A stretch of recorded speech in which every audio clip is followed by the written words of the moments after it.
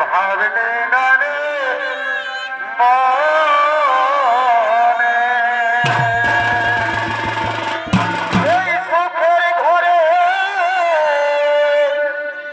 ডোব জানালি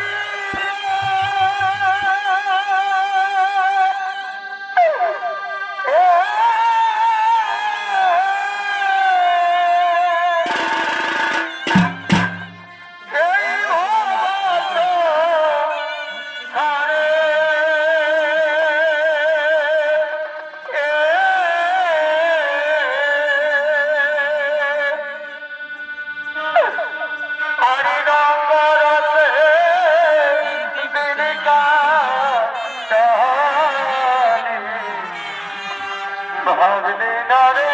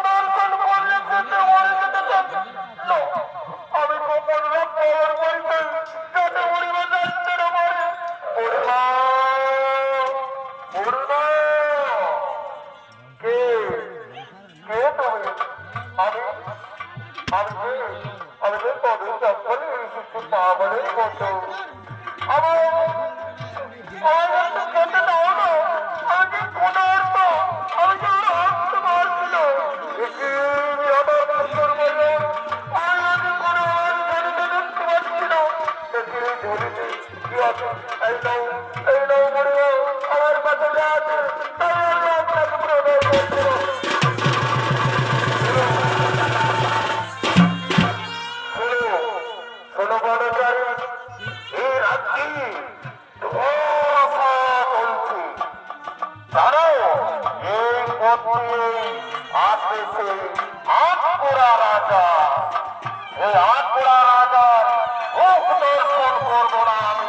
তাই রাজ্য পরিত্যাগ করে আমি চলে যাচ্ছি।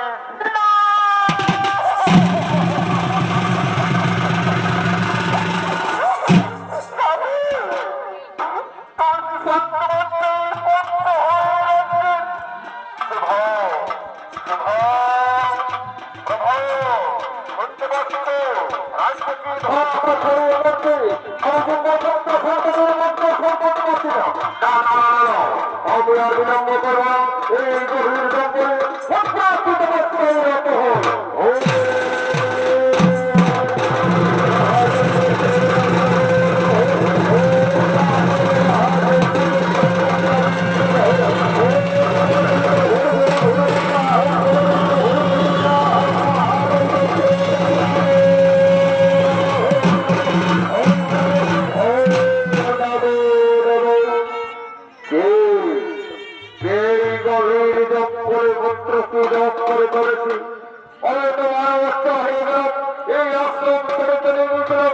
কিন্তু কে বারবার পত্রটি জপ করে চলেছে এসেছে এসেছে নগরে এ ভাবা রাজার সহস্র কোটি প্রণাম ও রাজা বড় কিরা এত বড় করিয়াছে শোনো শোনো শোনো বলো আমি নিয়ে পরিবার মধ্যে হয়ে গেল কিন্তু রাজ্য পরিত্যাগ করে আমি গভীর বিজয় করে এসেছি আমাকে পুত্র সন্তানের মুখ দর্শন করতেই হবে মনে কর শান্ত হও রাজন অচিরে পুত্র সন্তান আসিবে এই নাও আমি একটি অগ্রফল প্রদান করছি এই অগ্রফল তোমার দুই স্ত্রীকে সেবন করে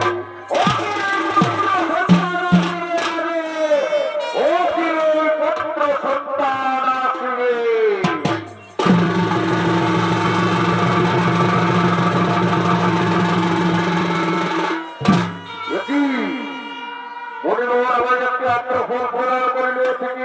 কিন্তু মনে বলতো আমার শ্রবণ করাতে বলল কিন্তু আমি রাজা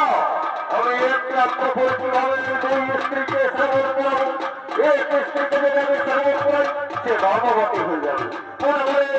যে তিন স্ত্রী আমায় আস করবে না না না না না তা হতে পারে না আমি যে রাজা আমাকে তোমার বিচার করতে হয় তাই আমি এই আত্মফলকে দ্বিখণ্ডিত করে সবার ভাগে দুই স্ত্রীকে শ্রবণ করাবো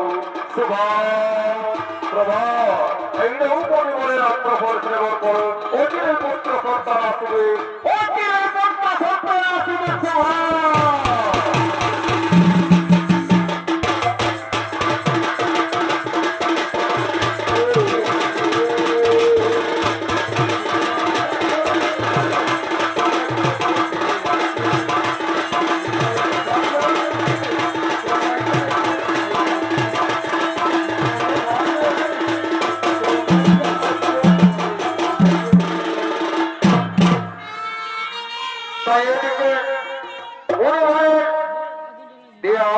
সেবন করে তার দুই স্ত্রী গর্ভবতী হয়ে যায় এক মাস 2 মাস পড়তে পড়তে 10 দিন যখন পরিপূর্ণ হয়ে যায় এমন সময় প্রসব যন্ত্রণা ওঠে সঙ্গে সঙ্গে রাজা ভাই ভাইয়ের বাড়িতে চলে যায় ভাই রাজার আদেশ অনুসারে রাজবাড়িতে আসে কিন্তু রাজবাড়িতে এসে দেখে রাজার দুই স্ত্রী যে সন্তান জন্মগ্রহণ করেছে তা বিকলাঙ্গ শিশু আধা আধা একটি হাত একটি পা